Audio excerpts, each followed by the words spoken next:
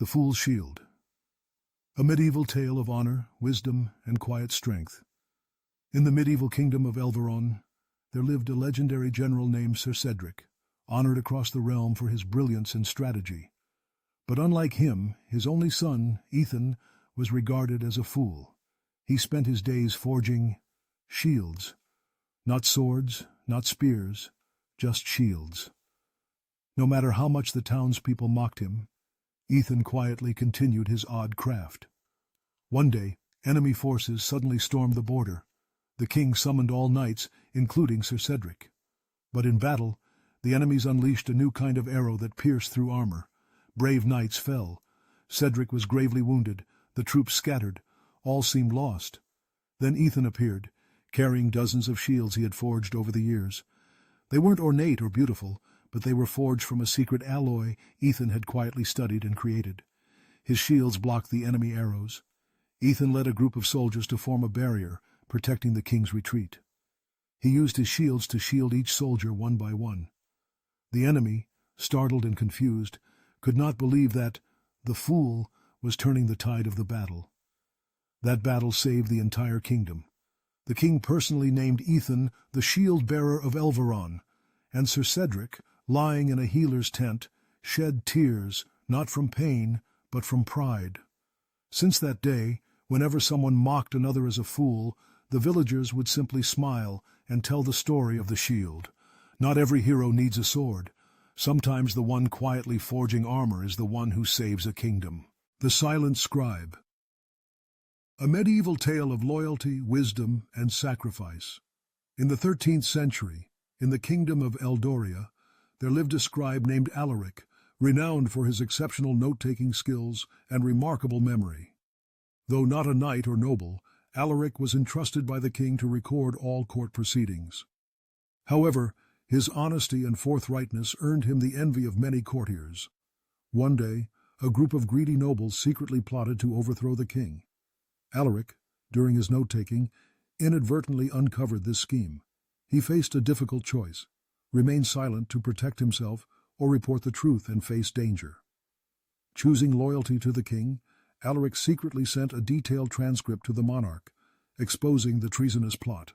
Thanks to this information, the king thwarted the coup in time and apprehended the traitors.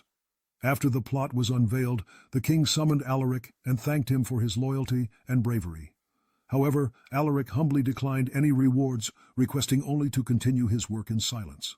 From then on, Alaric was known as the Silent Scribe, a symbol of loyalty and wisdom. His story became legendary, reminding all that sometimes silent actions have the power to change an entire kingdom. The Necklace of Truth.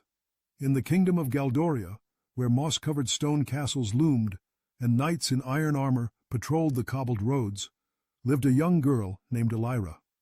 Orphaned at a young age, she lived with her grandmother in a small village nestled at the foot of Mount Esther. Her life revolved around weaving, tending to her elderly grandmother, and listening to ancient legends. One night, while cleaning the attic, Elira discovered a silver necklace with a teardrop-shaped gem. The moment she touched it, she felt a strange energy surge through her heart. From that day on, whenever someone lied in her presence, the gem glowed softly. Rumors of the truth-seeing girl spread like wildfire. One day, royal guards arrived and summoned Elira to the palace.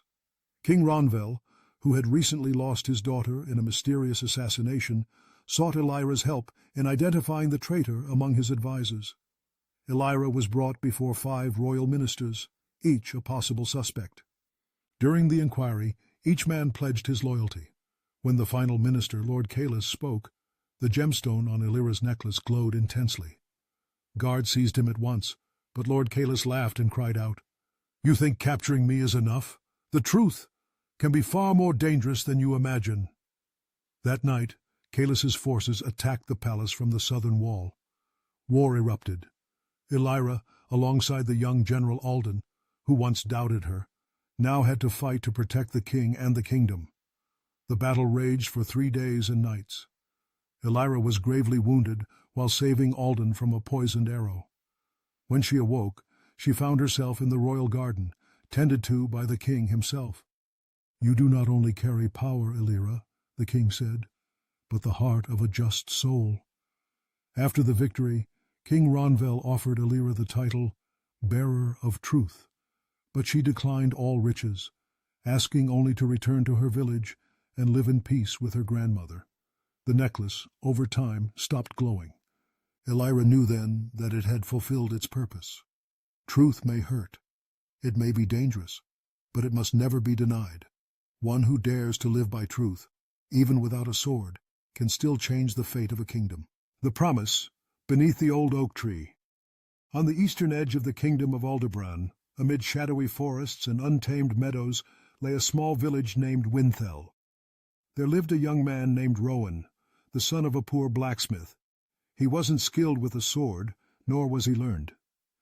But he had a kind heart, and a promise he never forgot, to always protect the one he loved. That person was Eleanor, the only daughter of the local lord. They grew up together, playing beneath the ancient oak that stood between their homes. On its bark they carved their vow. Though the world may change, I will keep my promise. When Eleanor turned 17, she was betrothed to a northern knight to secure her family's political ties. Rowan could only watch her leave, heartbroken but silent, because his promise was to protect, not possess. Years passed, and war erupted. Invaders from the east stormed the kingdom. Eleanor's castle fell. Amid the chaos, Rowan, now a hardened blacksmith, volunteered with a band of villagers to rescue her. No one believed in him. But Rowan didn't fight for glory. He fought for a vow carved under an oak.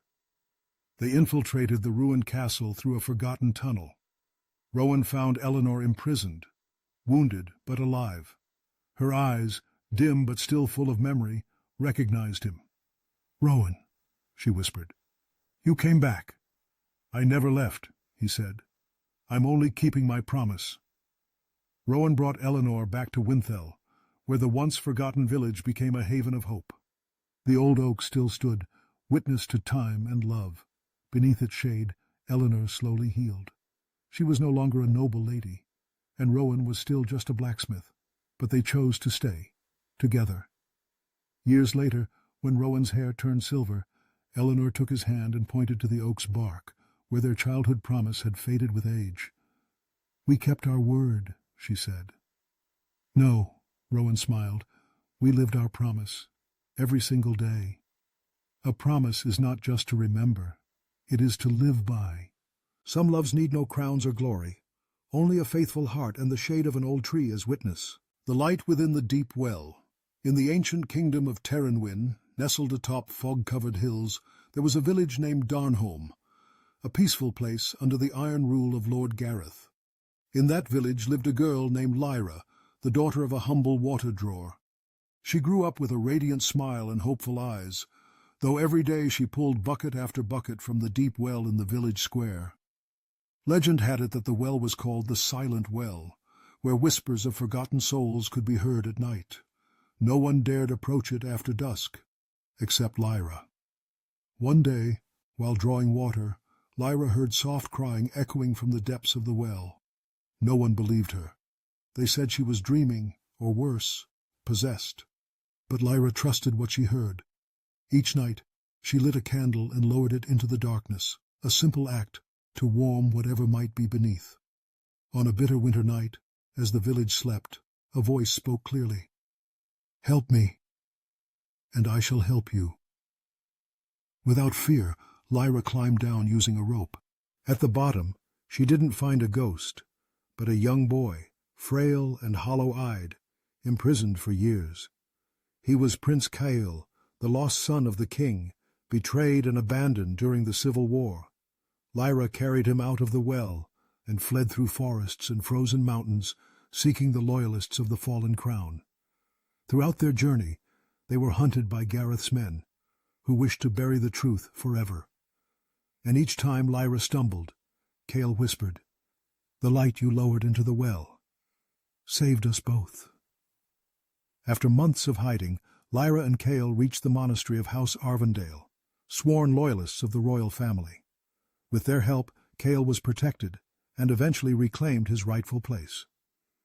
Gareth was tried, and the kingdom of Terranwyn entered a new era, where justice and kindness ruled above all. When Cale became king, he never forgot the girl who brought light into the darkness. But Lyra refused glory. She returned to Darnholm, living quietly beside the old well. On its stones they carved a line, a small light, a great heart, enough to change the fate of a kingdom. You don't need power or magic to change the world, only a brave heart willing to bring light into the dark.